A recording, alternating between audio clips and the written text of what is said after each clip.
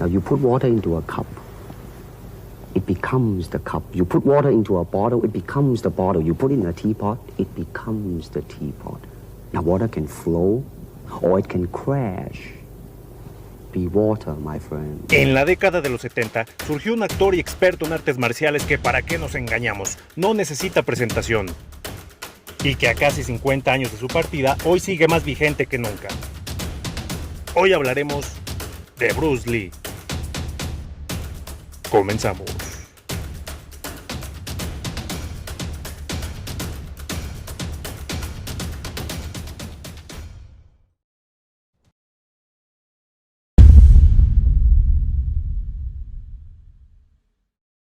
La clave de la inmortalidad es primero vivir una vida que merezca la pena recordar. Hace algunos días veía la película Once Upon a Time in Hollywood, donde me llamó la atención dos cosas. Uno, cómo es que Brad Pitt sigue siendo tan sensual a sus 57 años. Y dos, ¿será cierta la escena donde se retrata a Bruce Lee como un arrogante y hablador debilucho? Y en este video no buscaré la respuesta, pero me dieron ganas de hablar de este personaje. Para comenzar esta historia nos remontaremos al año de 1940. Cuando en San Francisco, Estados Unidos, nacía uno de los chinos más famosos de la historia, junto con Jackie Chan y el chinito de ¿Qué pasó ayer? Es decir, el mítico Bruce Lee. ¿Quién era hijo de...? Bueno, ¿a quién le importa esto? El detalle es que su padre estaba dentro de la industria del cine chino y así empezó a explotar a su hijo desde la edad de 6 años. El pequeño Bruce Lee rodó más de 20 películas infantiles, convirtiéndose en toda una estrella infantil en Hong Kong, donde trabajaba jornadas muy duras e incluso hasta por la madrugada. Paralelo a su carrera en el cine, Bruce Lee empezaba a denotar un carácter difícil, muy violento y con mucho resentimiento, ya que por aquellas épocas el pueblo de Hong Kong todavía tenía coraje hacia los japoneses que ocupaban esas tierras a causa de la Segunda Guerra Mundial, lo que convirtió a Bruce Lee en un nacionalista y protector de su cultura. Las calles de Hong Kong eran difíciles, llenas de bandas y de violencia, por lo cual Bruce Lee debía aprender a defenderse, lo que lo llevó a iniciarse en las artes marciales. Y es así como a los 13 años empieza a estudiar con el legendario Ip Man, maestro de Kung Fu, mejor conocido como el chino que tiene una serie en Netflix. Se cuenta que Bruce Lee llegó con el entrenador bastante mamoncito y soberbio, por lo cual le dijeron no, y lo mandaron para su casa. Al siguiente día, regresó con una actitud más humilde y ahora le dijeron sí, y se quedó a entrenar. Ip Man le enseñó el arte marcial del Wing Chun. El maestro notó el gran talento natural de Bruce Lee para las artes marciales, lo que generó en el joven más confianza ante la violencia de aquel Hong Kong. Así que en lugar de alejarse de las peleas callejeras, se adentró más en ellas agarrándose a golpes con todos. Su maestro lo empezó a guiar en la filosofía y hacerle ver que no tenía que golpear a todo aquel que se le ponga enfrente.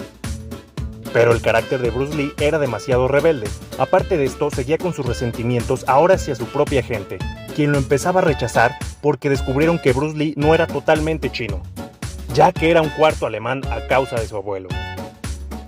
Esto causó que los demás alumnos de Ip Man estuvieran en contra de que Bruce Lee aprendiera Wing Chun, ya que no era un chino puro. A Bruce Lee no le importó esto, siguió aprendiendo, siendo el mejor alumno, pum pum, soltando golpes por aquí y por allá y tomando clases de cha-cha-cha, porque la vida es mejor bailando. Disciplina donde también la reventó siendo campeón de baile en Hong Kong. Curiosamente, el movimiento de piernas de este baile poco a poco se vería reflejado en sus movimientos al pelear, ya que un juego de piernas va de la mano con las artes marciales. En el año de 1959, Bruce Lee golpeó al hijo de un policía, y es ahí donde el papá dijo, bueno, ya estuvo, te me largas a Estados Unidos, igual tú ni naciste aquí. Y Bruce Lee dijo, lo que faltaba, tú también me discriminas, hijo de tu... Y es así como tomó rumbo a su país natal. Su primer trabajo en Estados Unidos fue limpiando mesas y fregando platos. Obviamente, él necesitaba una mayor fuente de ingresos y es así como en Seattle, Washington, empezó a enseñar Kung Fu sin importar la raza y estatus social. En Estados Unidos encontró a su mejor amigo Taki Kimura, quien a la larga se volvería el primer instructor de su escuela, es decir, el Instituto Yunfang Kung Fu, donde también se enseñaba la filosofía china. Ahí Bruce conoció a una mujer estadounidense llamada Linda Cadwell, y Bruce Lee dijo, como que va siendo hora de fomentar el mestizaje, y bueno, al final se casaron. Para ese entonces, los matrimonios interraciales ya eran legales en Estados Unidos, mas no aceptados por la sociedad. Poco a poco, Bruce Lee fue generando renombre en las artes marciales. Y tiempo después, llega el Campeonato de Artes Marciales de Long Beach. donde impresionó a todos con sus habilidades, su golpe de 1 pulgada, flexiones de dedos y su tremenda velocidad. Fue tratado como todo un dios. Fue en este evento donde Jay Sidrin, famoso estilista, vio a Bruce Lee y contactó a William Dassler, quien era productor de Hollywood.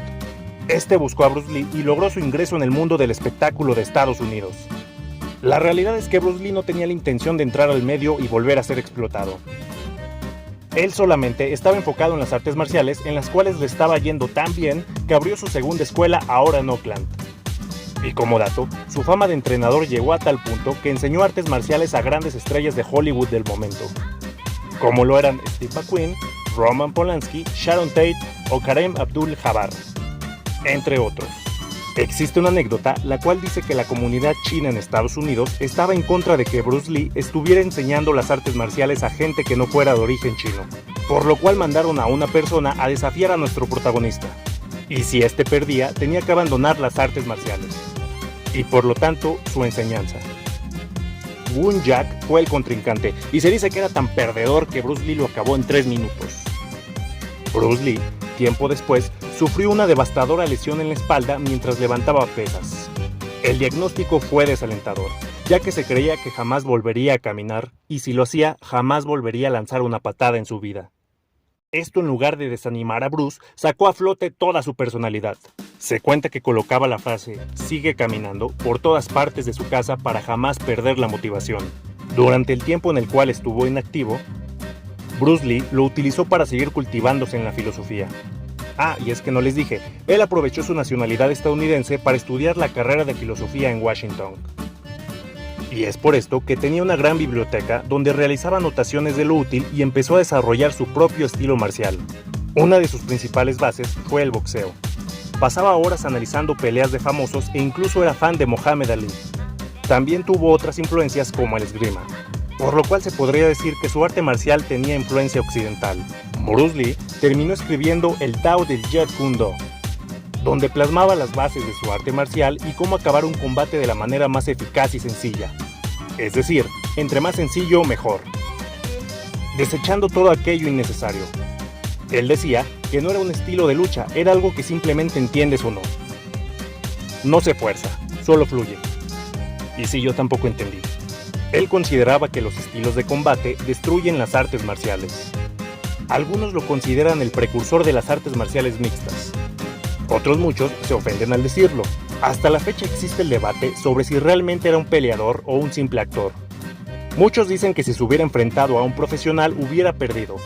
Pero ¿a quién le importa? Al final no afectó su legado y la realidad es que Bruce Lee siempre estuvo en contra de los combates profesionales, ya que él decía que no combates para ti en ellos, sino para los jueces, el público, el árbitro y las normas, reduciendo las artes marciales a un simple espectáculo.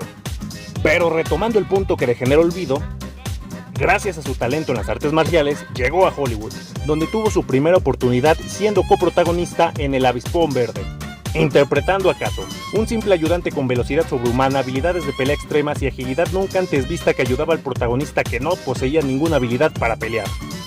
Realmente Bruce Lee fue quien se robó el show. Pero tristemente, aquí fue donde empezó a descubrir el racismo latente en Estados Unidos a razón de que mucha gente en el set le incomodaba compartir escena con un asiático.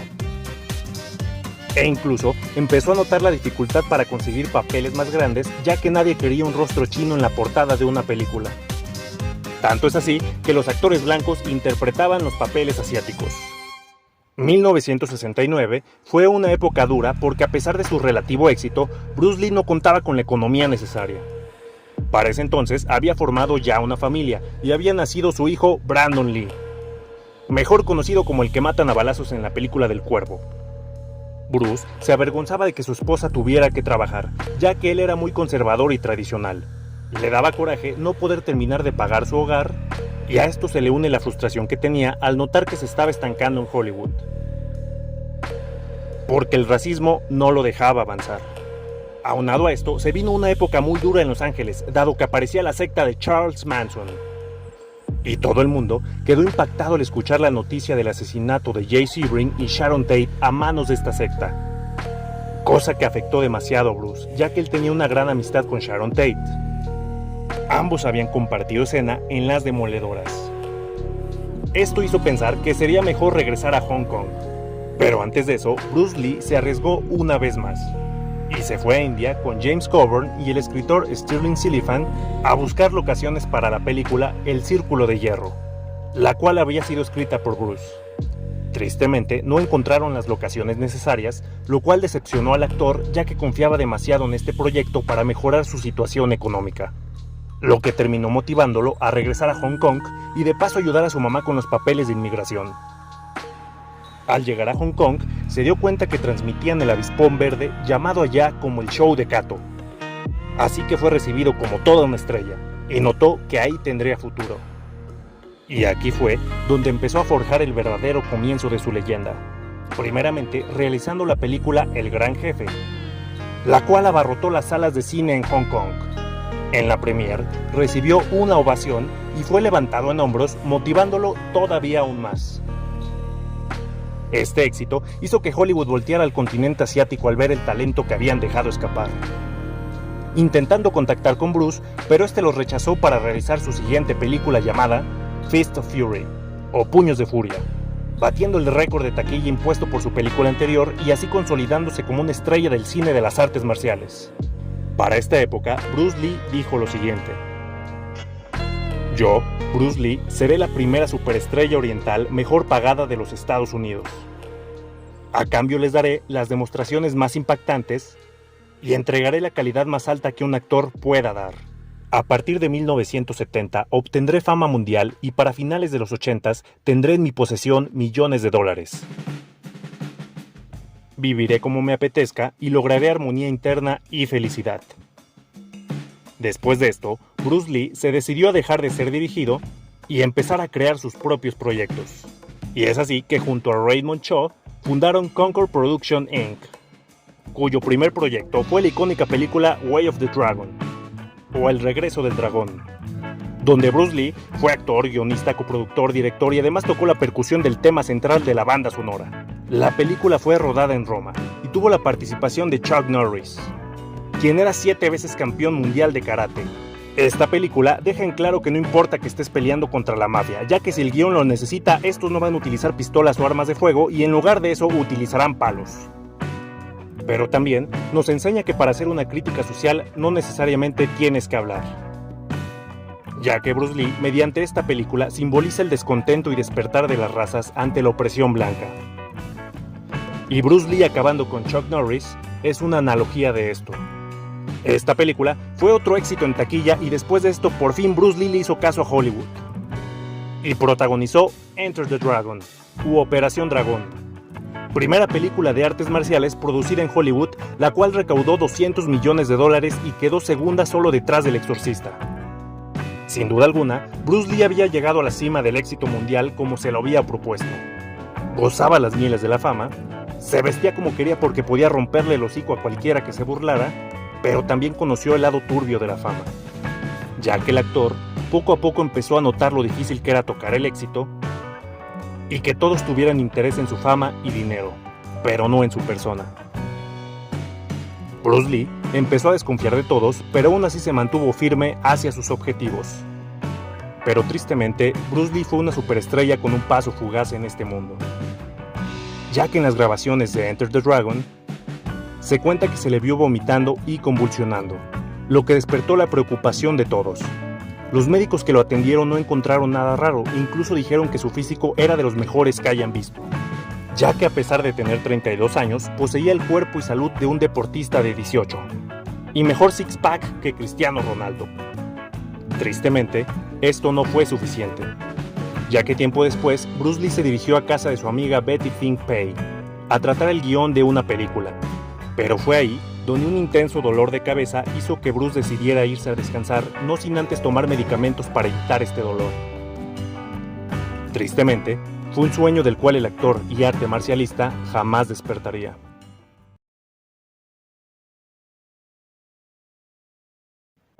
Bruce Lee falleció un 20 de julio de 1973, dejando inconclusa una de sus películas más icónicas estéticamente, Game of Death, donde fue reemplazado de manera digital. Se organizaron 2 funerales, uno en Hong Kong, donde asistieron 20,000 personas, y otro en San Francisco, que fue más privado y donde asistieron sus amigos más cercanos. Aunque finalmente, sus restos descansan en el Lakeview Cemetery de la ciudad de Seattle. Se eligió este lugar ya que fue donde Bruce empezó a forjar su camino y formó su familia. Una ciudad muy importante para su desarrollo. Su tumba hoy en día prevalece al lado de la de su hijo Brandon. Bruce Lee no solo fue un experto de las artes marciales y estrella del cine, también fue un revolucionario, alguien que luchó contra los estereotipos que en aquellas épocas abundaban y que hasta la fecha siguen rondando. Fue una persona con una mentalidad capaz de derribar paradigmas y quien a causa de su talento y fuerte personalidad logró un legado histórico que hasta la fecha sigue trascendiendo. Porque hasta el día de hoy, si se habla de artes marciales, se habla de Bruce Lee.